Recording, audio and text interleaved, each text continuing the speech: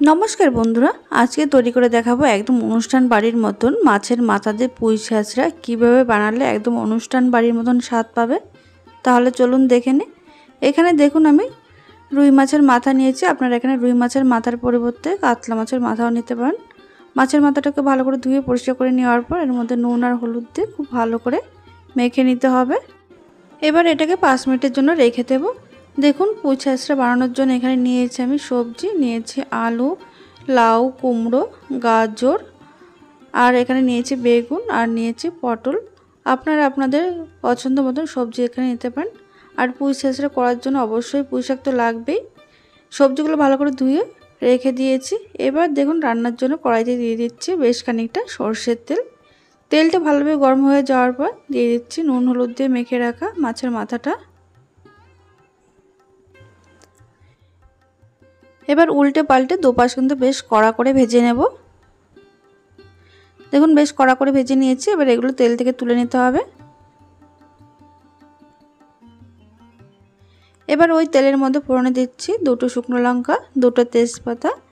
এবার দিয়ে দেবো এর মধ্যে 5 ফোড়ন, হাফ টিস্পুন। 10 সেকেন্ড একটু নাড়াচাড়া করে নেওয়ার পর এর মধ্যে দিয়ে দিচ্ছি আমি একটা মিডিয়াম সাইজের পেঁয়াজ কুচি।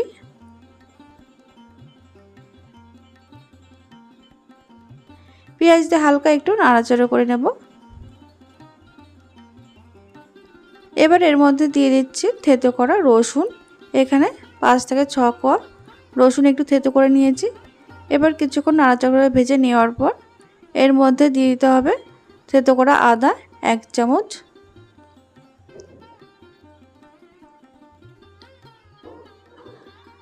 আদা রসুন পেঁয়াজটা খুব সুন্দর করে ভাজা হয়ে যাওয়ার পর এর মধ্যে দিয়ে দিচ্ছি আমি কেটে রাখা সবজি।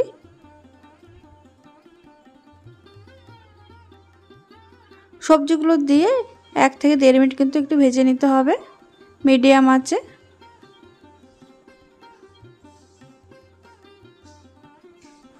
আলু কুমড়ো গাজর কিছুক্ষণ ভেজে নেওয়ার পর এর মধ্যে দিয়ে দিচ্ছি পটল, বেগুন আর লাউ।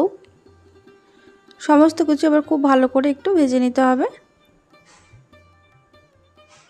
1 থেকে 2 মিনিট ভেজে নেওয়ার পর মিডিয়াম আঁচে এর মধ্যে দিয়ে দিচ্ছি আমি স্বাদ মতো নুন।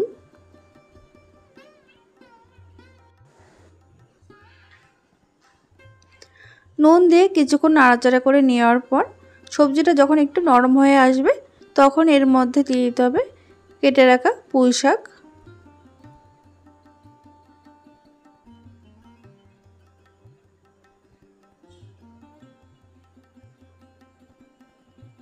পুঁই শাক দেওয়ার পর গ্যাসের আঁচ মিডিয়ামে রেখে একটু নাড়াচাড়া করে নেওয়ার পর তারপরে দিয়ে দিচ্ছি স্বাদ মতো নুন। নুন যেহেতু আগে একটু কম দেওয়া হয়েছে সেই বুঝে নুনটা দিতে হবে। তারপরে দিয়ে দিলাম হাফ টিস্পুন হলুদ গুঁড়ো। এবার দিয়ে দিচ্ছি এখানে হাফ টিস্পুন ধনে গুঁড়ো, হাফ টিস্পুন জিরে গুঁড়ো। তারপরে দিয়ে দেব সামান্য লাল লঙ্কার গুঁড়ো। তবে ঝাল আপনারা আপনাদের এখানে স্বাদ অনুযায়ী ব্যবহার করতে পারেন, কম বা বেশি। তারপরে এর মধ্যে দিয়ে দিচ্ছি চেরা কাঁচা লঙ্কা 3-4টে। এবার সমস্ত কিছু মিডিয়াম টু হাই আছে খুব ভালো করে এটা কষিয়ে নিতে হবে মশলার সঙ্গে সবজিগুলো।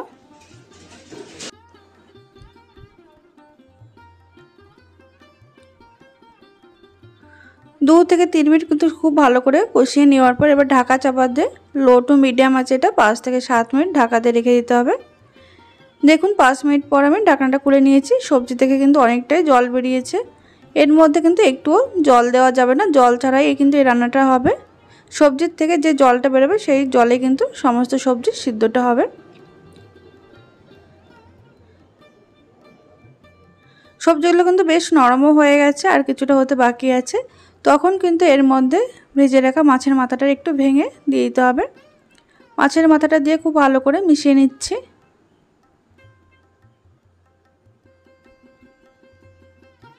মিশিয়ে নেওয়ার পর এর মধ্যে দিয়ে দিচ্ছি 1 চামচ চিনি। চিনি দিয়ে আবারও খুব ভালো করে মিশিয়ে নিতে হবে। মিশিয়ে নেওয়ার পর সবজিগুলো যেগুলো সিদ্ধ হতে একটু বাকি আছে সেটা কিন্তু এবার গ্যাসের ফ্লেম লোতে রেখে ঢাকা চাপা দিয়ে আরও 2 থেকে 3 মিনিট রান্না করার পর কিন্তু এটা কিন্তু সম্পূর্ণ সিদ্ধ হয়ে যাবে। দেখুন 3 মিনিট পর আমি ঢাকনাটা খুলে নিয়েছি।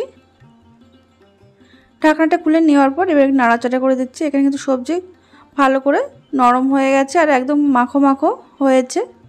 এবার এর মধ্যে দিয়ে দেবো একটা ভাজা মশলার গুঁড়ো। ভাজা মশলার মধ্যে আছে ধনে, জিরে, শুকনো লঙ্কা আর গোটা গরম মশলা শুকনো কড়াইয়ে ভেজে গুঁড়ো করে নিয়েছি।